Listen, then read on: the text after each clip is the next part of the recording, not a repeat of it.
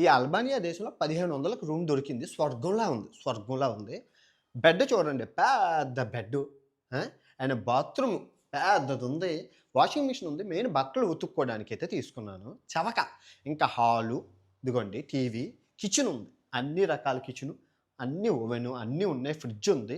ఇంకా అద్భుతం అసలైన మ్యాటర్ ఏంటంటే ఇది ఈ వ్యూ సముద్రం, సముద్రం, సూర్యుడు. మొత్తం సిటీ అంతా కనబడతది. ఇక్కడ మనం సూర్యాస్త సమయాన్ని పెడతాను చూడండి. ఎంజాయ్ చేయండి. భలేగుంటది. వీటిల్ని ఎయిర్‌బిఎన్‌బిలు అంటారు. ఈ ఓనరు ఊరెక్కడికో ఎళ్ళేటప్పుడు, యూరోపో ఎక్కడికో ఎళ్ళేటప్పుడు ఖాళీగా ఉంచే కన్నా ఈ ఇల్లుని మనకిచ్చాడు. సో, మనం ఆయన ఇల్లుని మన ఇల్లులా చూసుకోవాలి భద్రంగా.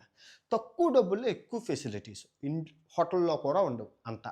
ఇదే హోటల్ ఫెసిలిటీస్ కావాలంటే 20,000, 30,000 పెట్టాలి. కానీ మనకి 1500లో వచ్చింది కదా!